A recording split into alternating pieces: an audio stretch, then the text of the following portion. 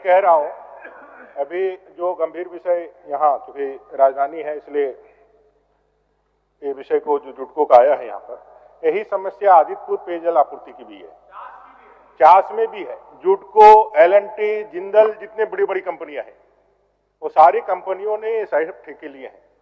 हम लोग पिछले बार एक समिति से गए भी थे, हम लोगों ने देखा भी था, बैठा भी है। बड़ी बड़ी कंपनियां ले लेती है लेकिन यह काम नहीं करती है और हम उसको एक्सटेंशन पर एक्सटेंशन देते हैं। आदित्यपुर अभी माननीय मुख्यमंत्री जी का वो गिरिज क्षेत्र हो गया है, वहां पर भी पीने का हाहाकार है, अभी से लोग वोट बहिष्कार का चिंता कर रहे हैं। मेरा कहना है ऐसे सारी कंपनियों को डिबार करना चाहिए और इस पे सख्त एक्शन लेना चाहिए। ये साधारण विषय नहीं है कि भाई आप कोड़ के छोड़ दिए, कोड़ के छोड़ा नहीं है, एक कार्य संस्कृति ही है।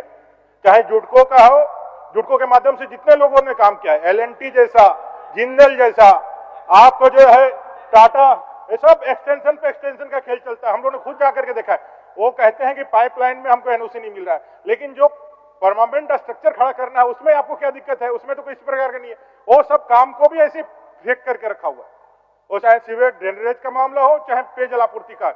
इतनी महत्वाकांक्षी योजनाएं जिसमें पैसा आया हुआ है, सब कुछ किया हुआ है, लेकिन कहीं ना कहीं उदासीनता जो संबंधित पदाधिकारी का है, डिपार्टमेंट का है, उसको जिम्मेवारी ये लेनी चाहिए। और इससे ज्यादा जो परेशानी है वो सब जो है नगरीय क्षेत्र में, नगर पालिका क्षेत्र में ज्यादा है। इसलिए मैं कहूंगा कि इस पे एक बार फिर से आप लोग समीक्षा करिए और एक विधानसभा की समिति बना करके आप इसका वेटिंग करवा लीजिए। जुटको और ये माध्यम से क्या है, वेटिंग करवा लीजिए महोदय, यहीं से नियमन दीजिए और सभी का एक परेशानी है। एक विधानसभा की कमेटी का बना करके इसका वेटिंग करवा लीजिए और ऐसे लोगों को ब्लैक लिस्ट करवाइए। ऐसे सारे जो भी कंपनियां, बड़े बड़े कंपनियां खाली नाम के हैं, कभी भी उसने टाइम कुछ कहना है कि जो विषय आया, मैं कह रहा हूं आदित्यपुर में भी समस्या है, आपको चास में भी समस्या है और ये जुटको से जितने भी काम है, क्योंकि मैं प्राकलन समिति में भी था और लोक लेखा समिति में भी था, दोनों में मैंने इसके जो गंभीरता को देखा है और समाधान नहीं हो पाता है। और डेट जब आप दबाव बनाते हैं तो डेट दे देता है।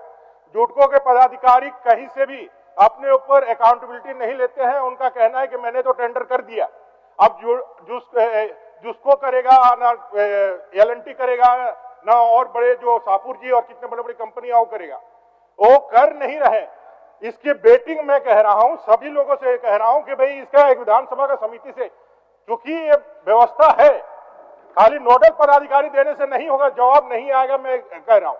इसलिए आपका ध्यान आकृष्ट कराते हुए, इसकी गंभीरता को ध्यान रखते हुए, अगर आप चाहे, क्योंकि पूरा ताकत आप ही के पास है, आप ही का विवेक के ऊपर सारा निर्भर करता है, लेकिन यह विषय पूरे इस विधानसभा सत्र में कम से कम पेयजल है। और अभी से आप पता करके देख लीजिए, आदित्यपुर में जो मुख्यमंत्री जी का गृह क्षेत्र है, लोगों ने अभी से बहिष्कार का लगा दिया है बोर्ड। अगर पानी नहीं देगा, जुटको के काम नहीं होगा, हम वोट का बहिष्कार करेंगे। लोकतंत्र के सबसे बड़े पर्व में हिस्सा नहीं लेंगे। और किस लिए नहीं ले रहे हैं? जो काम आपका 2020 में होना था, अभी 2024 तक वो नहीं हो पाया है। ये जुटको का, मैं आदित्यपुर सहित यहाँ का बात कर रहा हूँ, तो उसमें क्यों नहीं विधानसभा की कमेटी? और इसके लिए आप चाहे संसदीय मंत्री एक कमेटी बनाकर वेटिंग करवा लीजिए। आप बोलिए माननीय नेता प्रतिपक्ष जिस विषय को रखे हैं। देखिए अभी नेता प्रतिपक्ष ने भी कहा कमेटी बना दीजिए, दिक्कत का है। तीन सदस्य का एक कमेटी बना दिया जाए, जिसमें जो ठीक है, हो गया। जो प्रश्न करता है ध्यानाकर्षण लाए, हाँ सीपी बाबू रहेंगे और दोनों तरफ से एक ठीक है।